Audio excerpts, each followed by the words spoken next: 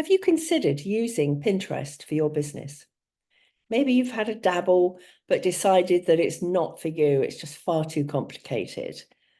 Or maybe you've used it for personal inspiration in your personal life, but not considered it for business, or have been worried about how it might translate for business use.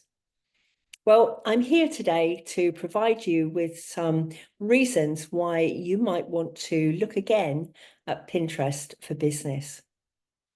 Now, did you know, for instance, that Pinterest users are 90% more likely to say that they are always shopping? They're also spend on average 80% more than people on other platforms.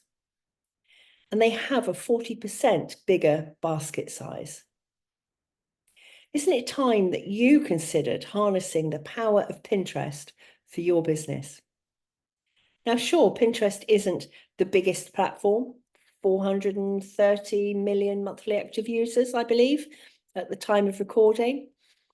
It's certainly not the fastest growing, but its power lies in its users' intent to buy.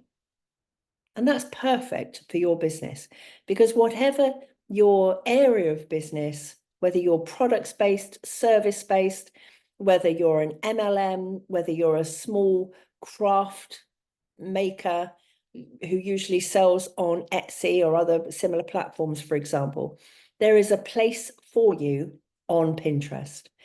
And it's largely still an untapped resource.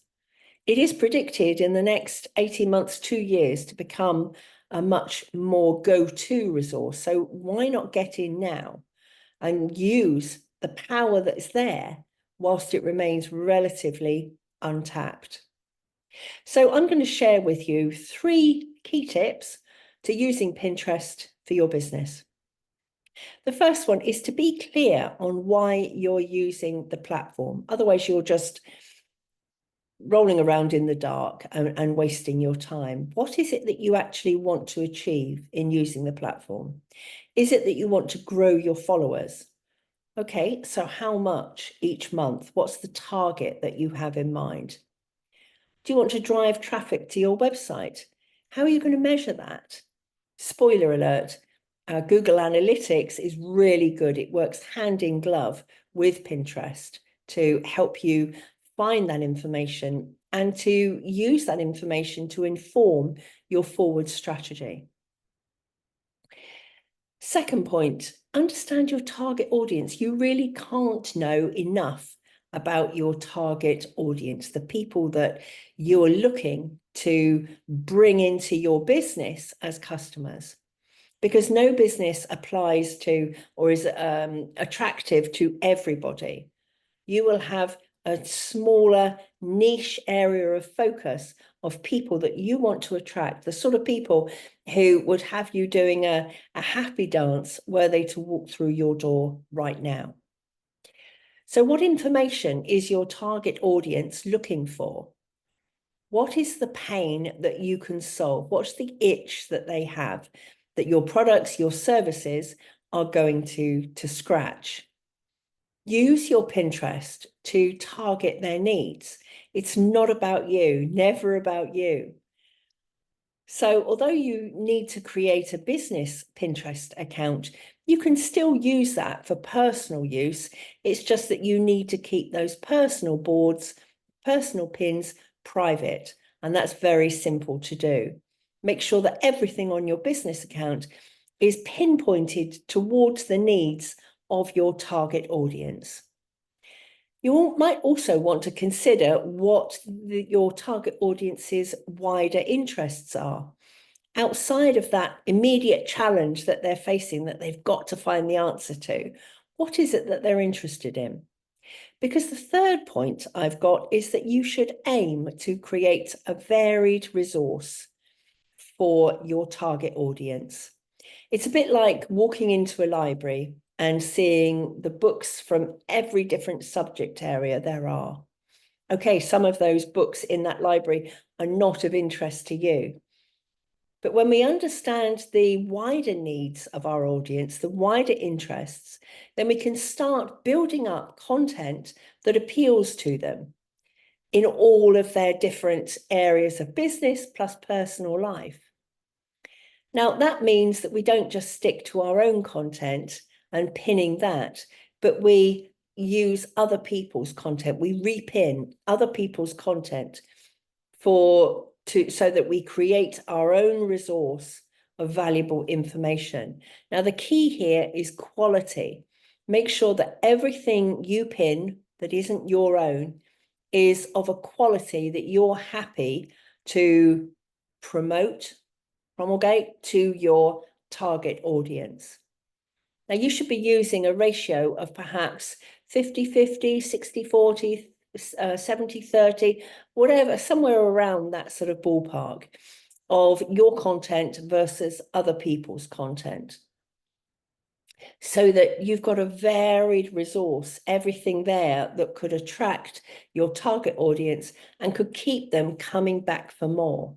And that's key, because the longer we keep people in our presence, the more time we have to build that know, like, and trust that we talk about so much in marketing. Now, my name's Julia 𝗪𝗠. I'm a business and executive coach working with women in business, helping them to find and follow their true north. But I've also got 20-something years of marketing experience at a high level. I was the marketing director for a multi-million-pound organization and have previously owned and run my own marketing agency. So I'm running a workshop for business women in Pinterest for Business. You might not be surprised to learn. And it's about helping you to harness the power of Pinterest for your business, whatever products or services you're selling. And it's aimed at giving you the basics of how to create pins, how to create boards, and creating a strategy to ensure your success, helping you drive traffic to your website, helping you showcase your expertise, and using your blogs, for example, to provide evergreen content on Pinterest, showing you how Pinterest gives you a far longer promotional span for all your blogs than otherwise they would have. I'll also be sharing with you why Pinterest is an absolute winner when it comes to all the major holidays. Of course, we promote wildly around all the major national and religious holidays in this country, but Pinterest gives you a head start on that, and it is brilliant. I'll be explaining more about that and how you can use that to your advantage. You'll come away confident to start your Pinterest journey, becoming proficient in creating your pins, your boards, and repinning other people's content. We'll look at how you can create rich pins that pack a punch above ordinary pins, and how to use the multitude of tools that Pinterest gives you to make your Pinterest strategy, your creating, your content an absolute breeze. So if that sounds like something that's of interest to you, then please do book on the workshop. If you can't come in person, then you can receive the recording to review at your leisure. But I'll look forward to seeing you at the next Pinterest workshop and to taking you through Pinterest A to Z. See you then.